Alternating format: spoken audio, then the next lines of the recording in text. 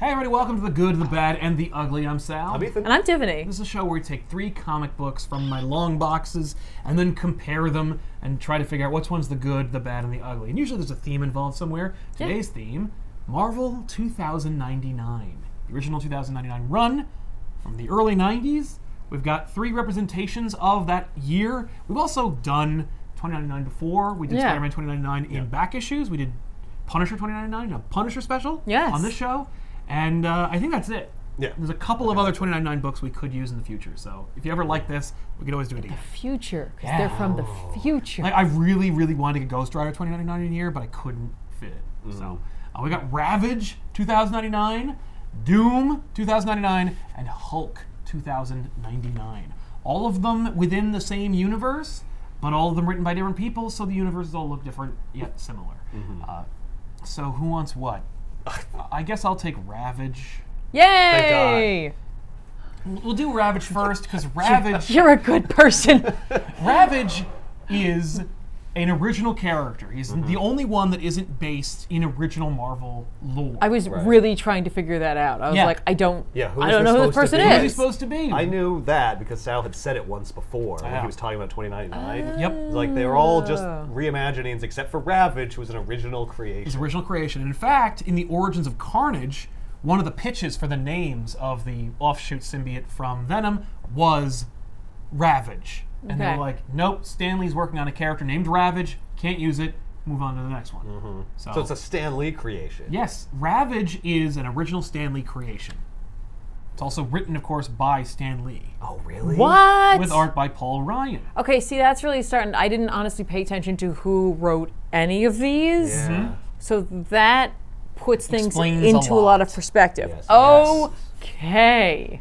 So Ravage 2099 is set in the ridiculous world of 2099. Yeah. I don't remember what region it's in, because there's bi-coastal corporate governments. Yeah. Hulk is obviously a West Coast book. Spider-Man, East Coast book. Yeah. I got the impression it was in New York, but I don't really know for sure. I did too, and I think it has to be because it's Stan Lee's creation. We're extrapolating a lot because Stan Lee created this character. Hey, look, it's Pizza Hut. Pizza Hut made it into 2099. All right, so did Sony. Which, as we know, this universe can't really have happened because Pizza Hut's almost dead. And Burger King became Sushi King. Wow. Or someone just ripped No. off the Burger King Clearly, concept. look at that. That's Home of the Flapper. yeah, and the 2 fish are making almost like a bun-like sandwich around the words. That's all some company just like stealing Yeah. Burger King's idea. As we know from the world of 2099, corporate espionage is rampant in this universe. Corporate everything is rampant. Corporate stupidity. Corporate blank is rampant. Yes, and then it doesn't actually represent the thing that it's describing. Yeah.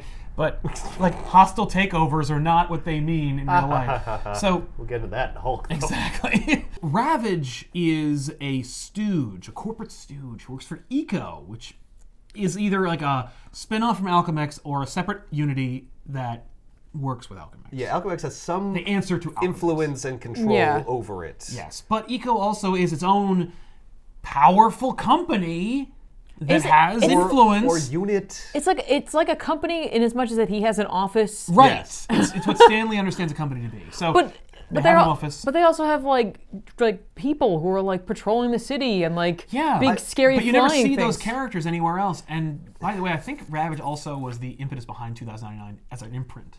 Oh yeah. What? Like, it all kind of spun out of him. Oh.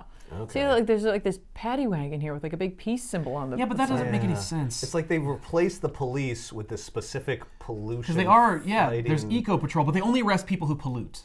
Yes. I guess. So there's other police that don't show up in this they book. deal with But crime. pollution's like such a huge problem that there's Yeah. an entire Because there's like organization that just fights pollution. right. I guess so. Yeah.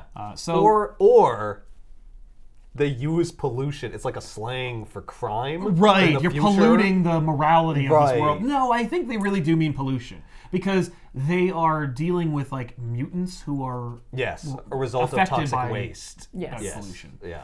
So Ravage has his own corner office. It's gonna be a great time, and he Yeah. has a sexy assistant named Tiana. With an impossibly short skirt. Oh yes. Oh yeah, Future skirt. nothing impossible about that. Possibly. Well, the technology of the future allows it to be. It was when I saw it in this panel that I was like, is that Is that like an apron? Yeah, it She's looks not like... wearing like what? Yeah. All But right. her dad was arrested by the eco police and sent to like the island where they send criminals who make those kinds of problems. And mutoids. And or whatever. mutoids. I don't know if they're mutoids. called mutoids. I don't remember.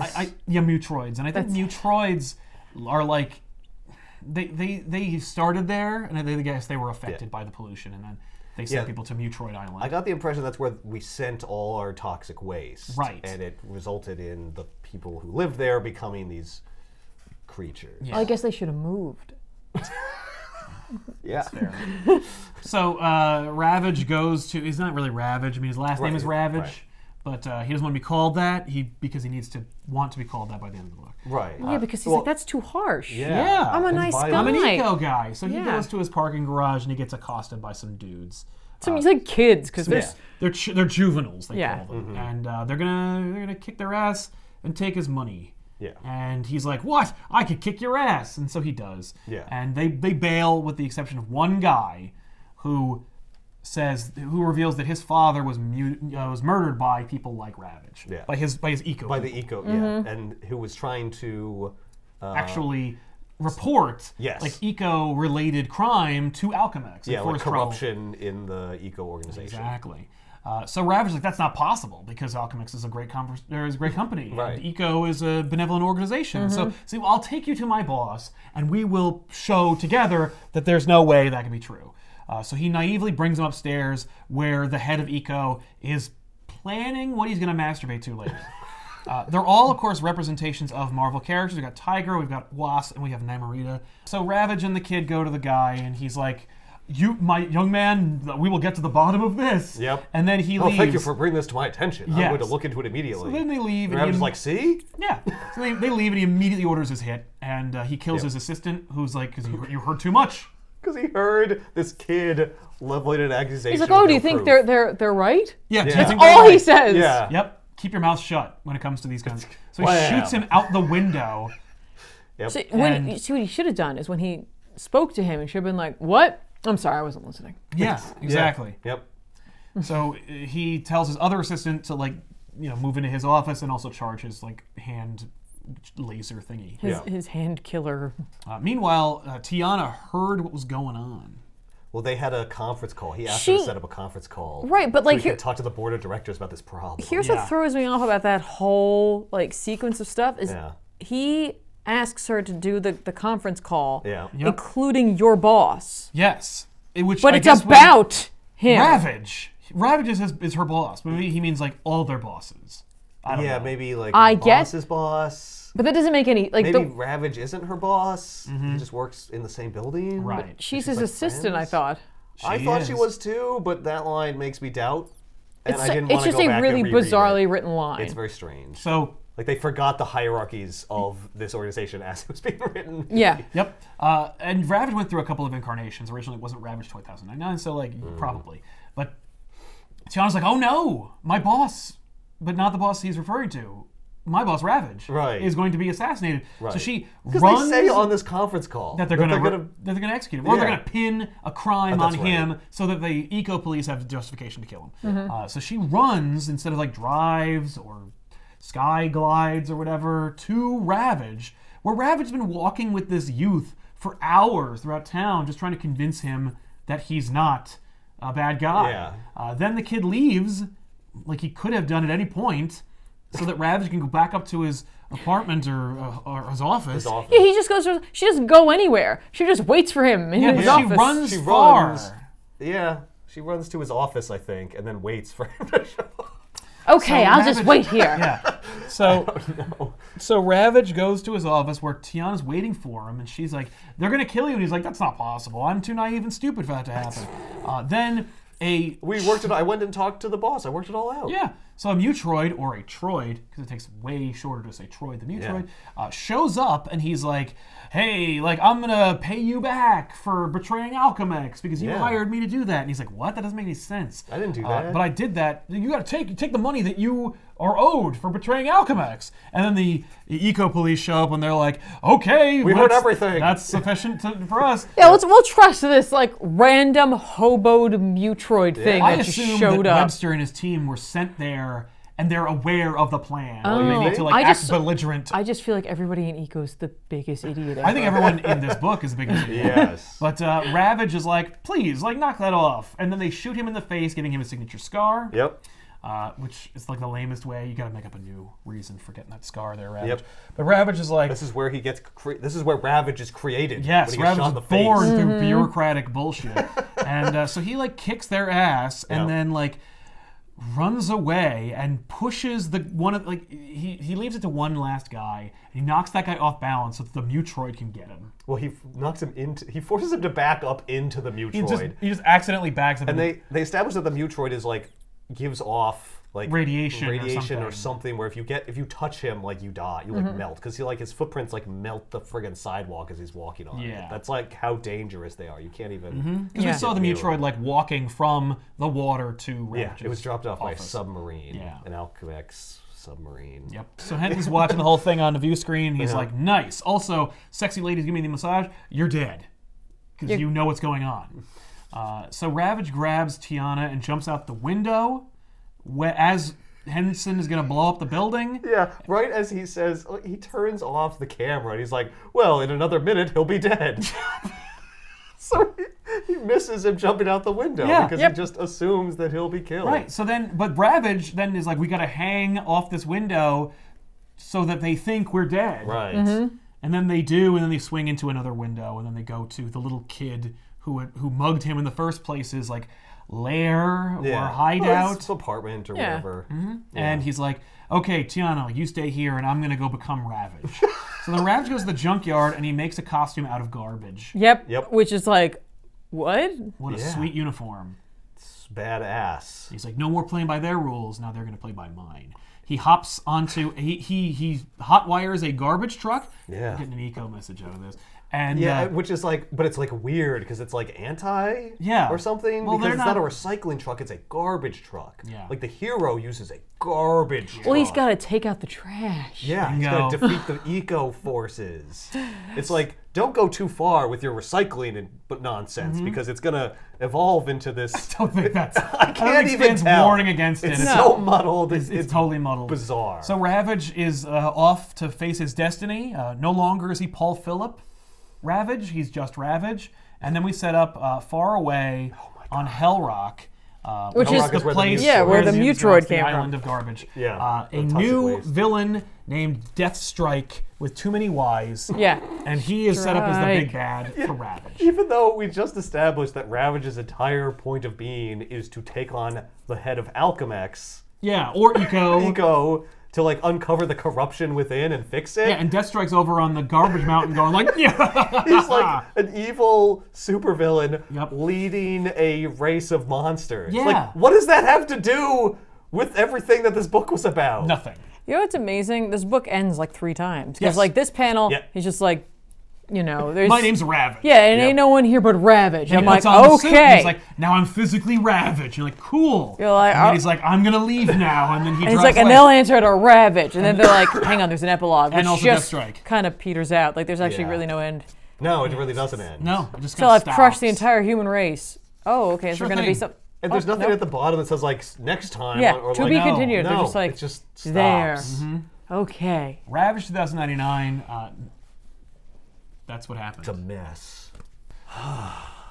This is by Gerard Jones and Malcolm Davis. Nice. Okay. And we get started off with a big splash page of Hulk 2099 saying, "Hey civilization, civilize this." As he smashes robots. That first page made me think like, I'm gonna enjoy this. Yeah. That first page made me think, it's gonna be stupid. But I thought it was gonna be more of that. We're just I really robots. was like, okay, well. Yeah. Oh, you've got a creepy, weird message. Yes. Great. Yeah. F civilization. Yeah. And it's going to take you a long time to like explain it, and it's going to be really muddled and confused. So, yeah, the next page is him still like ranting about civilization and how he has to like deal with it and go to live in the desert where he belongs. That's when he finishes this one final task. What's that? Well, let's find out. Please tell Hard us. cut to not Hulk smashing. It's actors. They're portraying something. We get some narration that it's a lie. It's Hollywood's dirty representation of something that happened. Yeah. We get a reference to the Knights of Banner. Who are the Knights of Banner? It's a little unclear, but we find out through exposition that they're like a cult. Yeah. Who lives in the desert and believes in like honor, which like I guess nobody does. No. Well, it's Hollywood. Right. Yeah. So everything's like cynical and messed up, and these knights are like these archaic forces of benevolence. Except yeah, like, or it's a weird like it's like a warrior code. Yes. It's not really benevolence. They're Klingon Hulks, but Yeah. like none of them have the power of the Hulk. No. They're just named after Hulk's pseudonym. Yeah. Yeah, they should be all into science. Right. Right, but they're not. No, they're instead like a race of noble warrior poets. They're named after Banner, who's like a thoughtful scientist, but their code is all about like what the Hulk was about, which is like defeating your enemies. Yeah. I guess. Or fighting. Sometimes. Or being like allowed to fight. It's very unclear. Yeah, what the Knights of Banner represent. But Yeah. thankfully, we don't have to worry about them too much. Yeah, because they're barely in the book. So we're introduced to these random Hollywood characters. We're talking about John. John is the protagonist of this book. His name is what the hell? Eisner or something, or Eisen something. Doesn't matter. John Eisenhart. Eisenhart. And he's not there. Where's John? We're filming this thing, and they say, oh, he's been acting weird since he got all the knights slaughtered. Oh, okay. So this reenactment was brought to you by the efforts of John. Yeah, it's like a weird like news broadcast where like he went and he was a journalist. And he, I guess kind of, and he went and got their story, and now they're like. I think it's more like he goes to. I thought it was like one of those Hollywood types that like he buys personal stories and sells them to Hollywood for scripts. Yeah, right. Like he basically gets like the rights to the story of the Knights of Banner. I guess because like there's no creativity, so you have to go out and like find. There's actually, things that's that actually a real exist. job that exists. I met this guy who his whole job was he read the newspaper and he read personal interest stories that are like that would make for a good Hollywood story. Then he goes and finds that person that was the subject of that article and then buys their story and adapts it into screenplays and sells them to like David Cope and stuff. Okay, there you go. So yeah, that's what this guy does. Yeah. So then we get to see John and his friend Gawain, who's Gawain. Gawain? Yeah, Gawain. Yeah, like a the knight. Green Gawain, yes. Yeah, Gawain the Green Knight, Yep. who if you know your Arthurian lore, forget it because it's not It's really representative. unrelated. He is... Things don't work out well for him anyway. Or the Knights of Banner. Yeah, he's the last of the Knights of Banner. Yes. And John is in some way responsible for what happened to the In Knights. some way. I mean, I would say. Well, In all ways. Yeah. Gawain blames him entirely. Yes. And he accepts that it is his fault, and he's trying to make it up to Gawain by like protecting him. Yes. So he's headed to the studio to like liquidate his shares in the company so that he can like help this kid with the money and then go away into the desert forever. So he arrives at the studio and he goes into his office and he finds people like fleeing. Yeah. And he's like, that's weird, but I'm going to go liquidate my share, so I'm not going to worry about that. And then Dr. Phil, the studio's... When it came up, I'm like, oh no! Yeah. The studio's mood management expert shows up and He's says, like, why are you like... feeling like that? And he looks all sinister and evil and says, I think we should talk. And he's like, okay, sounds good. Yeah. Yeah, sure, why not? John has like no idea what's going on. He's like blissfully unaware that anything's wrong. Yep, John's a fucking idiot. Now we cut to some random people in a bad neighborhood and a young woman named Quirk. Quirk was referenced Earlier in the fleetingly story. by John earlier, saying that Quirk was supposed to guard Gawain, so she's a friend of John's. Yeah. We find out that she's super tough. She beats up these two guys who are menacing her, and she heads to a recording studio where she meets her friend. I guess he runs the studio, and she's a recording artist or something. Yeah. And she's got a new sound she's been working on, a retro heroic age riff. Kind of a Garth Brooks meets Snoop Doggy Dogg thing. Oh my god. And because she says Snoop Doggy Dogg, you can like precisely date this book to like the period when that was when that was his name. To him. She also refers earlier, she's like, I wish this was the 1990s That's when right. superheroes were a thing. I'm like, they were a thing before 1990s Well, as well. I guess But that's when they stopped being in the a thing. history of 2099. Yeah, that was like the end, I guess, of the heroic age. Well, like, that was the best time. It was not, but as represented by all of these. Yeah. So then, right as that's happening, there's an explosion, and robots come in and say, your studio has been purchased in a hostile takeover. I would say so, because they hostily murdered the flamboyant guy. Yeah, new management is coming in, and I'm afraid we're going to have to downsize you. They don't say that. Which we have a headhunter that's here. He needs to... What other words that mean business can we use? It's funny, they don't use as many as they could have. Yeah. No, this is very much how most hostile takeovers happen. I'm pretty sure this is... Well, in the future, like, they use the terminology, but it's all twisted and warped. Yeah, like... I mean, I guess it's not. It's hostile. Yeah, but you're supposed to think, like, oh, no, a hostile takeover. But then it's like, yeah, with my gun. And you're like, oh. And they kill that guy. They straight up murder him. Yeah. He doesn't seem nearly as concerned about being dead soon. Like, when they say there's a hostile takeover, he should be like, no! Yeah. I'm tired. Yeah, no, don't liquidate my assets. It's funny because, like, the way everybody acts, aside from, like, picking up guns and shooting, is as if they found out today that there was a hostile takeover. They're like, jeez. Yeah. I gotta, like, ingratiate myself. And as the robots are, like, murdering blowing people away. They're treating it like this happens all the time. Which I guess is kind of world building. Like, yes, I kind of like that. On the state of the world. But also hate it because I don't like those like, I'm like, ugh. Right. Well, if you lived in this world where, like, death is around every corner, myself. You wouldn't be acting like a normal person the rest of the time, because you know you live in a world where, like, you can randomly be murdered by a routine business transaction. So, anyway, Quark gets captured by the robots. And we see John and, what's his name? Yes, John and Dr. Phil are discussing the circumstances by which John brought the story of the Knights of Banner to the studio. And he basically recounts how, like, John's trying to sell Dr. Phil on the idea that John is a, like, uncaring douche who was just trying to get the story and doesn't care that the knights all got, like, murdered. And then he ran away. And then it's all his fault. But as you could tell from what's happening, they show, and this is actually the most effective part of this book. They show what's actually happened as he's saying, like, oh, I screwed them over and whatever. And in reality, he's, like, rescuing his kid. He's coming back to try to help them. It doesn't work. He gets shot down. He barely escapes with his life as the rest of the Knights of Banner are killed. And then there's a gamma device that explodes. The Knights of Banner were working on that? They were trying they were experimenting with gamma ray I guess they were trying to recreate the Hulk? Yes. I think, yes. Like, it's like those cultists in the Planet of the Apes movie that worshipped the nuclear bomb. Yes. And they worshipped the gamma bomb because, like, they thought it would bring them... Because they're the Knights of Banner, they're worshipping Banner, and, like, what is Banner if not the Hulk? So we gotta, like, do this whole thing. So, yeah, and it's also a parallel of how the Hulk was born, because the Hulk has to push Rick Jones out of the way of the gamma blast so that he can become the Hulk. John gets Gawain out of the way so that he can become the Hulk. Right, which Gawain really should have, being named after the Green Knight. Should have become the Hulk, since he would... Maybe he was going to be. Maybe he was, like, the plan. You know what I mean? Maybe. Like, we named you Gawain because you're going to be our Green Knight. Oh, that would have been interesting. It's like, no, instead... And you're little, and that way we'll have control over you. Yeah. You should just be a little Hulk. Yeah. Like a critter or something.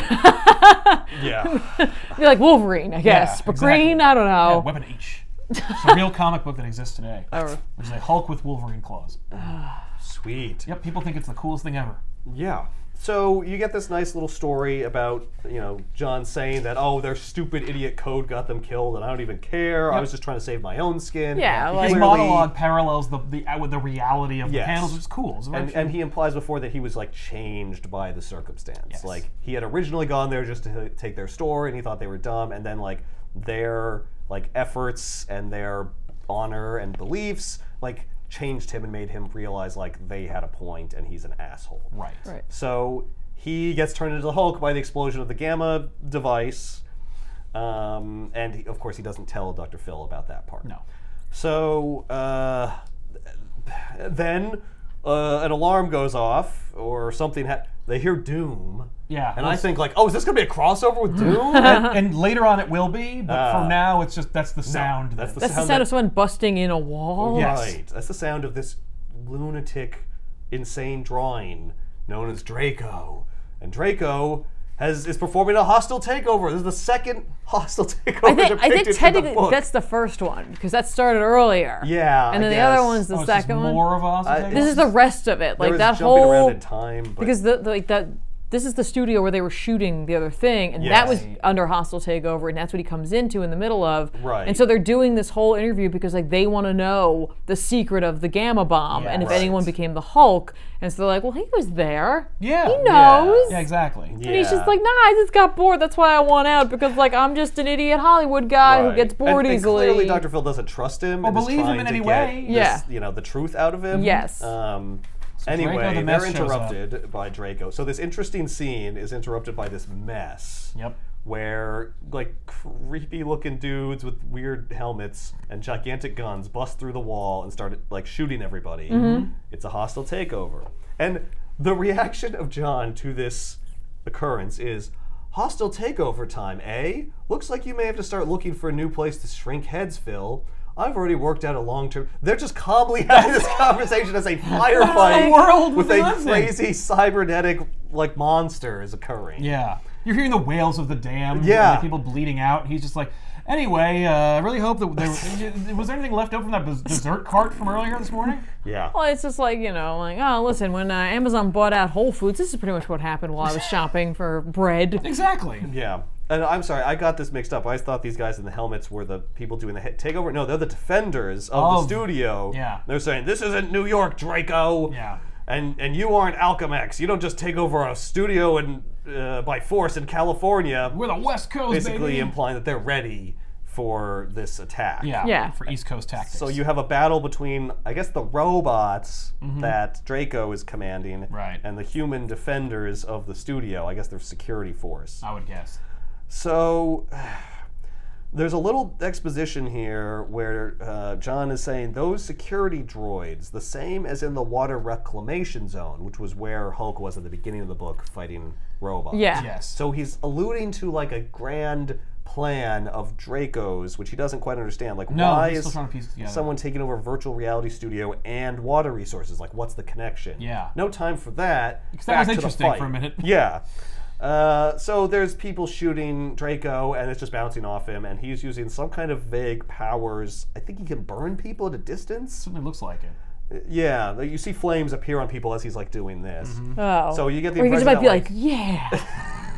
Yeah, they spontaneously combust him. Yeah. I just really appreciate it. So you get an idea. His powers include like invulnerability, or at least damage resistance, and energy/flame projection. Right. Then one of the actors or studio execs or whatever from before grabs a gun, even though he's not like well equipped like the other guys. He doesn't want to work for Draco. Well, he doesn't. Yeah, and he's like, I've got equity in this company. I'm not losing my stock shares for this psycho. As he goes out with a gun. So like again, like something no one would ever do. Yep. Like you would just run away. Or it's like these are the values. Right. Like, if I lose my shares, I might as well not even be alive. Yeah, I might as well go down fighting. So basically, Draco kicks all their asses. He dies. That guy dies, I guess. Oh, totally. His name was Ty. Yep. Because the girl that he was with. Yes, she takes another tactic, and she goes up to Draco and is like, "Oh, Mr. Draco, I just want to welcome you aboard." Yeah. So I can help with the transition. Yeah. Yeah. And he's like, good. You're quick-witted at least. So John decides he's got to Hulk out. Yeah. It's the only way to like get back to Gowan and rescue him. Yeah. So he hulks out. But then like he doesn't? Well, he's about to, but he hears something. That's right. You only visually see the Hulk, but I guess it's in his head. Gowan sees that there's about to be attacked by soldiers, and so he jumps into John to try to save him. Yep, embodying the Knight of Banner. Like, because he's like torn, because he's just like, John killed all my people. But he's a life, and I have to save a life. I have to save lives. So they get shot, or there's an explosion nearby. They shoot the car, which explodes. Oh, they shoot the car. Because Gowan wasn't in the car like he was supposed to be. Right. Which was probably for the best. Yeah, because they blow it up. He would have been dead anyway. So the explosion kills Gowan, and John survives. Yep. And John is so enraged by this that he hulks out. Yep. And then screams, Draco! And I thought the book was over. Right, it makes sense. But no, let's keep going. We've got to have the fight. In the noble tradition of 2099, we have to end the book a few times before we end the book. Right. So then you get panels of Hulk like going on a rampage. he faces off against Draco, and then the book ends. So you don't get to see the fight. That's in the next book. Yeah, we're just setting up like the long-standing rivalry between Draco and the Hulk. Yeah, and even waiting for at least 2 pages. Even though the Hulk was created by gamma rays, he looks totally different than the Hulk. He has a huge long tongue. Yep. And really sharp teeth. It's been 99 hair on his back. Years. And like the claws. big spine ridge. Yes, and if he sticks out his tongue, you'll see there's actually spikes at the end of his tongue as well. Oh, yep. So that's Hulk 2099, and at the bottom you get this cool description of the next issue: Hulk versus Draco, honor versus avarice, libertarian egoism versus post-capitalistic cybernetic corporatism. What more could you want from a comic book anyway? So they must be aware of how stupid and terrible this is. Right? And after sweating bullets from the intensity of this, you can go pick up your Stridex pants. Yeah. Hulk 2099. Woof. I need a drink. This is written by John Francis Moore with art by Pat Broderick. Mm-hmm. All right. Here we go. Let's do it. Let's do this. We start in Antigua Villago, Latveria. It's all made up stuff, so right, might as well. Where it's essentially there is Latveria's been taken over, and data and hacking are a big thing here, but data in particular, like the selling of data, the having of data. Yes. I don't even do... One thing they got right about the future. Yeah, I'm not... Where is the cloud? I don't understand it. How do I find it? No, these hackers, it's all hard data. None of them could prognosticate that data would be virtual. No, exactly. It all comes in briefcases, and we don't even see what it's stored on. It just comes in a briefcase. I'm sure they're CDs. And we meet Wire and Xandra. And Wire is, I think it's Wire. Yeah, I'm trying to remember if later on if it's Wire. Is selling data to some dude.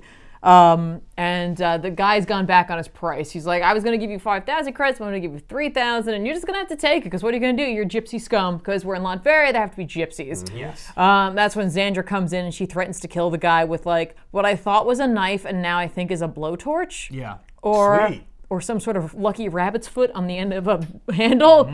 Something. Unclear. But it doesn't matter. Because the guardsmen show up, which you would think, oh, we're doing Doom 2099. These should be Doom bots. But no, it's guardsmen. And thereafter, the guy they were selling the data to, because the fact is that they're like, no, like nobody would believe a gypsy could do something like this because they're stupid and dumb and nobody likes them anyway. Creative propaganda about the gypsies. So. Exactly. So obviously it's this guy who stole the data he wasn't supposed to have. So let's, instead of investigating or like interrogating him, we'll just kill him outright. Yeah. And we'll chase these other guys down just cause. Well, they're involved in some way. Yeah, exactly. So there's this huge chase that lead them outside the city where they're going to go back to, they're going to go to the castle ruins, the ruins of Castle Doom, or Von Doom. Doomstadt. Doomstadt. But they don't call it that. They just call it the Castle Ruins because they don't care. But like clearly it's like old Latveria. They're unfamiliar with history. So. Right, and on their way there, there's like this huge light show that happens, and like, lo and behold, Doom shows up. Yeah, and it's our Doom. Yeah, Doom. Well, it looks like Dr. Doom. No, it is, but we can get there. So Doom shows up, and they're like, whoa, watch out, there's like a guy here. And like the guardsman who has been chasing them is like, identify yourself. And he's like, fool, do you not know who I am? And I'm like, yay! Hooray! Someone is reacting to this whole crappy world. Exactly. I can anchor myself in this book. Right? Hooray. Which is a great page because it's the title page, and it's like it's like a Sears portrait where it's like Doom is in the background of a picture of himself flashing the guardsman with his gauntlet, yelling, I am Doom. Be a poster. Awesome. He's holding his cloak in the other hand. Yeah, so the wind can catch it just so. And there's two people looking in awe. Yeah, like it's, you need at least an audience. Yeah, exactly. It's everything Doom's ever wanted. So after that, they're like, "What the hell is that guy?" And he's just like, "Chill out. I don't battle children. You're beneath me or beneath Doom."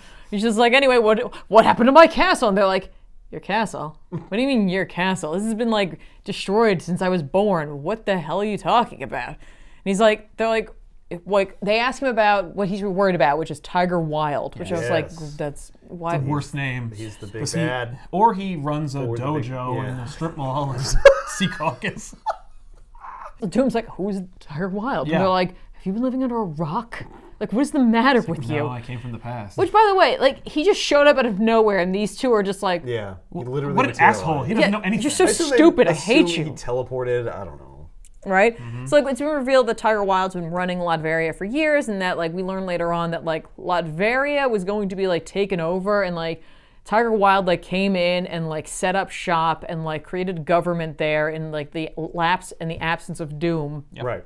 And, like, has been keeping people away. Yeah, I believe he kept Alchemex out, right? Yeah. Yeah. He's going to take over. Yeah. These are the two major superpowers. By Right. The way, And- 29 in the universe. And so immediately Doom's like, how could Latveria forget Doom? Yeah. Right. I'm hurt. Yeah. Well, you know what? You know It what that hasn't been means? that long. Yeah. It's Doom's back, and Yeah. he's angry, and he's pissed. So then we stop it on Tiger Wilde, who, again, looks like a lunatic. Like, he's got, like, a tiger skin face, but, like, he's also a cyborg. Yep. So it's like, what is happening? Who would trust this person? Why is this guy in charge of It's the anything? future. One in Everything's 29 is different. insane. Yeah. Ugly. But, you know, Alchemex has obviously been trying to assassinate him, and they attempt to do so, and he, like, confronts them being like, nice try, what a crappy assassin you sent. Maybe you should do a little better next time. And Alchemex is like, I would deny everything. Anyway, later. And then he gets off, like, his little, like, video phone with him, and he asks for a reading from the future from, what the hell, she's a very specific name. Yep. I don't know. No, he says it, Fortune. Fortune. Her name's Fortune, Yep. She because she's a reads as gypsy. Yeah. Who reads the future? Exactly. She's wearing a red coat, so immediately we're meant to think of every version of Doom's mom. Yep.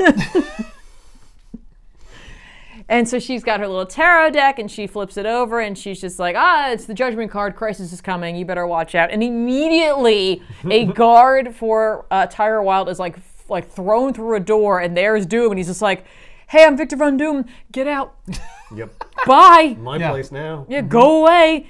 And like Wilde's like other henchmen's like, oh, it's a Doombot. They crop up from time I to love time. that concept. Like Doombots can't help themselves. Doombots wake up like out of the dormancy and they're like, I'm Doom! And then they're like, oh geez. Like this is the sixth Doombot in the past year. Yeah. Like shows up, they do the whole thing, they monologue, they always say the same thing. And they think they're Doom and they're gonna take over, and we just gotta punch them and they break. Like, Exactly. It's such a funny idea. Yeah, and that like they just, like I said, they deal with them from time to time. And this time, like Tiger Wilde's like, you know what, I could use a little like Amusement. a little exercise here. Let me like, you know, show why I'm the bad guy of this book. Even though Doom, it's always amazing when Doom is the main focus of a book and he has to deal with a bad guy. Yes. It's like, Yeah. okay.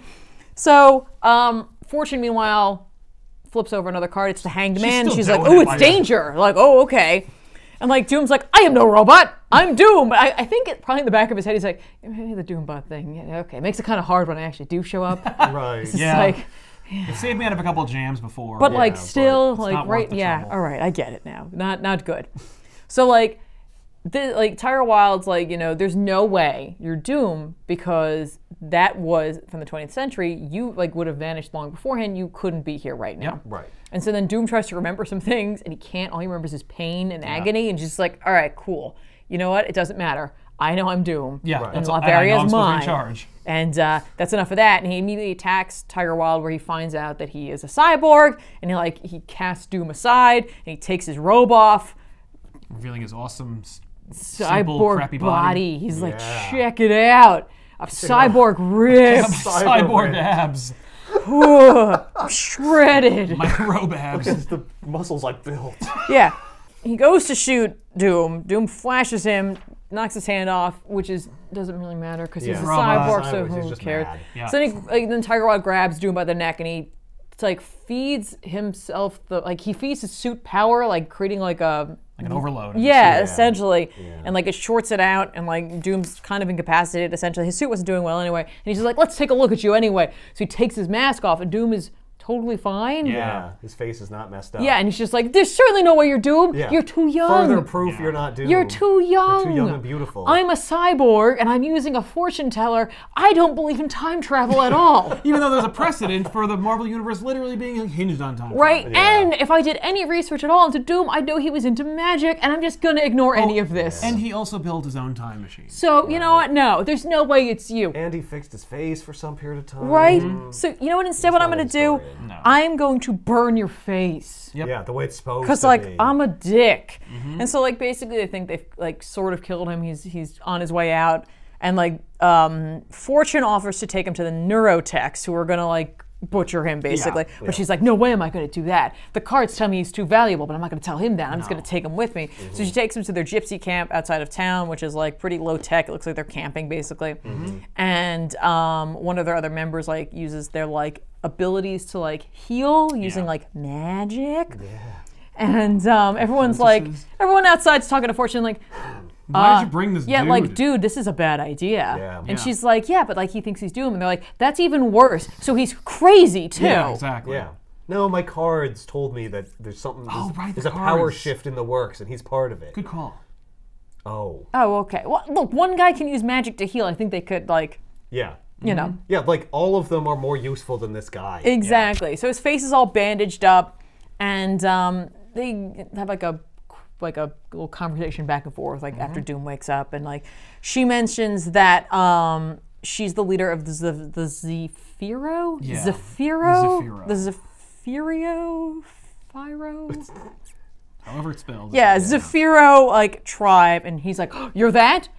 That was like my people. My friend Boris, my servant, my whatever. Yeah, he was Zephyro. Was that. And she reveals that she has this like amulet that has a big D on it. It's a D badge. It's the D badge. It's the badge of D. For Doom. Yeah. Or other things.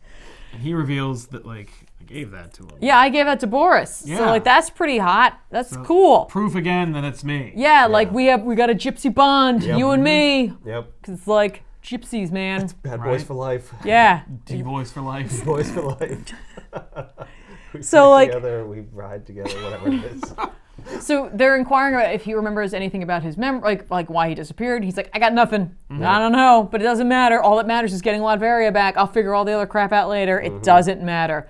It doesn't matter when or where, like Doom is. As long as he has Latveria, He's fine. he's all right. And also, Richards is dead, so that worked out. That, you know, that really. It's not like his face is everywhere either. It's not No. like Right. it's not He like didn't win. It's not some Richards Richards. now. Yeah, like you know, Richards Varia. Screw you, Doom. That's our motto. Right. So Wire's been like hacking into his armor, trying to like figure out what's up with that, and he's like, "Wow, this is really obsolete. Like, we got to fix this up or like get you something else." But instead, Doom's like, "You know what you should do? You should look up some other crap for me because like I think if I need to acclimate to this new world, I'm gonna need some better tech. So let's go do that. Of course, we're gonna need a way to get there. So he uses the amulet to shoot at a mountain to reveal a cool like plane that somehow still works. Yeah. Well, it's And- really high tech. And Forward. can still be cloaked Yes. to the future technology. Yes, its cloaking is so sophisticated. It was 100 years ahead of its time when it was designed. Yet Doom's armor is taken down immediately. By the lamest villain I've ever So, seen. you know, fine. okay. Doom invested a little more in the plane than his armor, the plane that was never used. Sure. And the fuel that's in it still works. Oh yeah, no, it's all it's- good. it's like clean good. burning. You know, Yeah. the snacks were fine as well. Yeah. So they go to a like enemy company or corporation called Pixel, which It's is not spelled pixel. no, it is Pixel. They use the X from a different word. Like, they use the second letter of the word to make pixel work. If you look at like what pixel stands for. Oh right, I forgot it was Paloma Information Exchange Limited. They use EX. They use both of them. So they're just a research science kind of corporation. So they go there and like as they're trying to break in, they realize that like the security is a little light, like clearly someone else is there. And we do see that someone else is there, but we don't know who it is. No. And No, we they don't took over. find out. No, we don't get into it. It's like a detail that's in there for no reason. It's like, but it's really specifically there, and this guy clearly killed the actual security people, Yeah. and is just totally letting them do their thing. Yeah. Yeah. Even though there was still security set, I don't know. And Yeah. like the rest of the security people who are there and still alive have no idea the other breach has happened. Yes. Yeah. And so like It's incomprehensible. Doom and Fortune and Xandra and Wire all show up, and they're like, "Hey, cool!" And they just start beating people up, the security folk. And Doom approaches Dr. Quinones and is like, "Hey, here's the thing. Why be forced to work here when I'll give you your freedom for your services? Because I'm Doom and I recognize talent. Yeah. You know, come on, help me out here." And And she's like like, the freedom that I will give you when I take over this country. "Yeah, so like that's cool, right? Like, Well, come you on." think this is a different country. This is that's South right. America. Yeah, yeah, Okay, I'm sure he'll still take that with that. Eventually, You yeah. know, he'll get there. It'll all be Latveria. Doom will take over the world. It'll be Latveria Really? 4. That's where this is going? That's awesome. That's kind of awesome. So they put Doom on the table, and she immediately injects him with nanotechnology because it's the future, and they also like give him a crazy new suit. Yes. Yeah. Which has like a nano mesh on it, and like in his head, he's like having, as this is going on, he's like having a conversation with himself, which is like a back and forth, which I wish was better displayed in dialogue boxes. Yeah, because each one is the same. Yeah, but It should have it's been two. different colors or It's two something. different Dooms talking Right. in the air. Like you know, Yeah. you're not Doom, I am Doom. Blah blah blah. And the idea is that Doctor Doom is dead, Yeah. and just Doom is here now. Right. And we get that huge, like, cool, crazy reveal when we turn the page, and he's just like, "Long live Doom!" And he's all spiky now, and Yeah. He doesn't have the hood over his head, so his head He looks does have stupid. it over most of the time. Yeah, but not in that. no, not in that one. He threw his head back in operatic anguish. Yeah, exactly. And like he's got a big D on his belt now to match the D on the amulet. And they do offer to fix up his face. Yeah. Yeah, He's like, no. He's like, "No, I need those to remember the pain." I'm like, "I thought you don't need to remember the pain." Yeah, no, you're fine. Everybody remembers pain. You don't need the scars don't help you remember the pain. Yeah, so I guess like anybody could have had that surgery and become like a super badass. Yeah, because also like it infuses him with memories of being Doom. Like it basically Kind like, of. overwrites him and makes him like more Doom than ever before. Yeah, and like they give the suit is made out of adamantium. They use all of Pixel's adamantium Yes. reserves to create this crazy suit. Which is a pretty dope suit, I must say. It is pretty crazy. Also, he gets to be blue now instead of green. Yeah, Which is also what's cool. interesting about the suit is it's like a future suit, but there's something medieval about it, which Yes. is Yeah. very in keeping with Yeah. Doom. Yep. Like Doom is such a like forward science tech guy, but With one foot in the past. yeah, in magic and all that stuff. And he does mention that, like they talk about like the whole Tibet thing and like all of that stuff. Like Yeah. when they like are re-giving his memories, which I guess are just based off of like what they know of him. I think it's what, I don't know. Because Doom set up this whole facility. Because they're restructuring his brain. Yes. Yes, but I think that's to deal with the nano stuff? Yeah. Oh, maybe as They they're also say he's like most people would go insane. Yeah. but I he's think it's already all- there, so you They're know. also, I think, trying to imply, like, if it's not Doom, it is now. Like, Yeah. Right. that anyone could have wandered in there and gotten the surgery and become Dr. Doom. Right. Or But they wouldn't yeah. have lived. Right. Right. Like only. Like if he doesn't go mad, so I guess it's like no, not anyone could have done this. Like they have to have like the mental like fortitude to That undergo. would Yeah. rival Dr. Doom. Yeah. If Yeah. it wasn't Doom. So it's like okay, fine. All right. So we got three Now- books here. Do you know like where are they? When he appears from the past, is There that is- like a reference yes. to a book where he disappears into time? Yes. Okay. Yeah, Doom Yay. Doom grabs Richard's hand and the two of them disappear in a flash of light. 2099, which one's the good, which one's the bad, which one's the ugly? I think we have one for all of them. My vote, I think Doom's the best one. Oh, yeah. Yes. Hands down. Doom is Not definitely even the a best one. question in my mind. Yeah. This is the best one. Ravage is a little simpler, it's easy to read, but I like Doom more, especially if you're thinking it's real Doom. It's more compelling, I'm more interested. Is Yeah. it not? It's just like, it's left nebulous for a while, but then it's revealed. I don't want to get into it right now. All right. Okay. You don't want to blow that. No. That's fair. But, okay. so, Yeah, I think Yeah. that's an easy call. This is so good. Yes. This is so much better than the others and everything else. on this table. Almost a like just good book. Right. Right. It's got some stupid bullshit in it, Yep. but there are some elements that are like really actually. Well, and the fun. funny thing is, like, Doom, Spider-Man 2099, those are the good ones. Yeah. Well, what's amazing is that Doom is true to character. Yes, Completely. That's the whole fun part Every- of the book. That's exactly Yeah. what I want. Because him Well, dealing like- with the future is awesome. It's Yes. it's fantastic because It's like he's just fat. like he's like okay, I don't care. Yeah, all your bullshit doesn't Right, matter. they're like, don't you know? What are you, shocking Tiger crazy? Wild's in charge now. You're crazy. Okay, I'm doomed. Cool. Yeah. His I'll last deal name with isn't it. Richards, I can kill him. Okay, great. Well, thank you for giving me the target. Yeah. That was easy. You know what? I'll just roll up there. He'll back down. I'm due. I'm due. And Oh, if he he didn't? won't, he will learn. Yeah. Oh, I underestimated him a little bit. I better go upgrade. I'll come back. Yeah. I'll still I'll deal be with back. it, though. I'm still Yeah. not worried. It would be great if issue 2, he just flies up there to his like window and just blows his brains out. Like there's no conflict. Yep. The conflict is Doom like taking over the world, Yeah. not like Tiger freaking Wild, the dumbest name ever created. Yeah. Oh So my god, yeah. Doom best. Which one's the bad and the ugly? Which one's ugly versus bad? Like, is there one that's worse than the other? For me, I think Hulk is the ugly. Interesting. For me, it's a very tough call. It is. It's a narrow margin on that one. Yeah. I think Ravage is dumber. I think Ravage is worse, only because I couldn't care less about anything that happens in this. But I also really don't care about Hulk. You know what it and is? His like anarchy bullshit. Yeah. The whole Hollywood thing, I was like, I don't care. It's like you had a plot for a totally different book, and Yeah. then you're like, just use it for Hulk 2099. Who Yeah. cares? Yes. This is the story they wanted to tell. Yes. Yeah, but it's I don't know if really that's a good story. boring and lame. But like for me, this is the ugly. But that's again, it is a narrow margin. Yeah. For me. It's hand in hand. What I appreciate about Hulk is there is at least like a message. They try to do a thing with the Knights of Banner. They try to create like a mythology. I feel like there's a little more world building there. Although there is a lot of world building here too. It's like more vague and weird to me. I mean, this is Yes. very weird. This is very strange. Yeah. But someone did edit, and you're right. It is completely like another book with Hulk smashed into it. Yes. Like Hulk it's- smash. yeah. into it, which is weird and bad. Yeah. But I am kind of interested in like the underlying mythology of it. I don't know if that's enough to make it better than Ravage. For me, I guess with Ravage, I was like, all right, it's like a political sort of thriller-ish where they're just Yeah.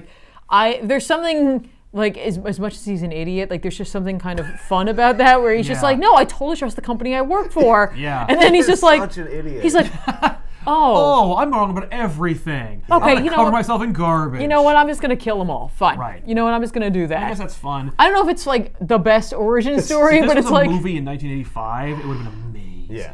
This is Least much more straightforward Yes. yeah. than Hulk. I'm not quite sure what's going on in Hulk. It's a little interesting, but it is muddled and confusing. Hulk feels like there was another issue and a half before it that we just didn't get a chance to read. I was like, we were done with this, and I leaned over and I was like, that was issue 1? Are you sure? Like, Yeah. is there like another? Does this spin out of something else? He's like, nope. Nope, you Nope. pick up the backstory in between. In the context. Yeah. Like, yeah. But I still feel like I'm like, Yeah. I think I gotta vote Hulk being ugly. I think Ravage is just too stupid and simple to be ugly. I think it's just kind of like, who cares? It's very mediocre. It's Wow. just a thoroughly mediocre comic. Yeah. Hulk has like 10 sets of abs. Yeah. Yeah. I think I agree. I would make Hulk ugly. Again, a it's tough call. narrow. Yeah. So what the problem for me is that there are elements of this which are better than anything in this. Yes. Yeah. But there are also elements that are far, far worse. Yeah, and this I- is more consistent. The other thing for me is I marginally like the art better in Ravage than I do in Yeah. this. Oh, this art is not great. No. I mean, this They're- isn't either. No, but I like it a little better. Yeah. A little better. Yeah. It's fair. It's fair. Little bit. Yeah. And I don't like the villains more in this. Like the overdevelopment of Draco and everything. Draco is like So crappy. ridiculous. Like, so obvious. And honestly, like even if this story just wasn't better, this image alone is better than everything Oh my in God. both Yeah, of those right. books. Yeah, they weren't really trying with these, and it's weird that they weren't trying with Ravage because like the whole thing is for Ravage. You Yeah. created Ravage for this universe. I know. You created the Well, universe around Ravage. And again, don't forget, like You messed this I'm up. really glad you mentioned the Stan Lee thing because again, he comes from I mean, like, again, Simpler Stan was time. creating forever, but like Yeah. But he's like, hey, how about this like future story about a garbage man? yeah, like I'm like, all right, Stan. Yes. Yes, it's about a guy who's like he's a stooge for the bad guys and he doesn't know it, and then they turn on him, and then he realizes he has to fight them, and they make him into their greatest enemy. Yeah. Oh no, if only they'd been reasonable. Yeah.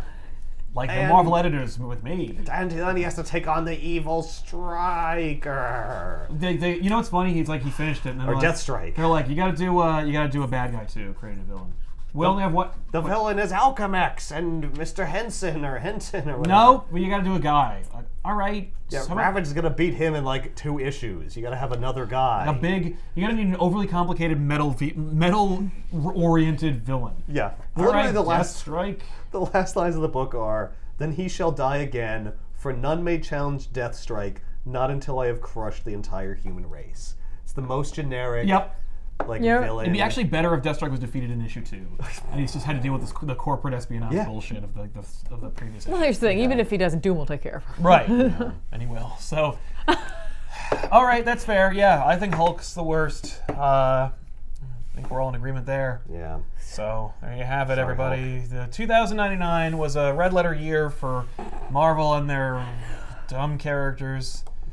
I don't know, but Doom wins. Because Doom's Doom. Because Doom reigns, Yes. as usual. Doom does as he pleases. That's right, fool. Doom has the best everything. He has the best writing, the best art, the best cover. Yep, best Yeah. costume, best redesign. So there you have it, everybody. That was the good, the bad, and the ugly. Of course, let us know in the comments down below what kind of theme you might be looking for in another Yeah. future episode. We'll, of course, draw from the wrong box and long boxes. Future episode. Oh! You won't have to wait until 2099 to catch it. We'll see you guys then. I'm Sal. I'm Ethan. I'm Tiffany. So long.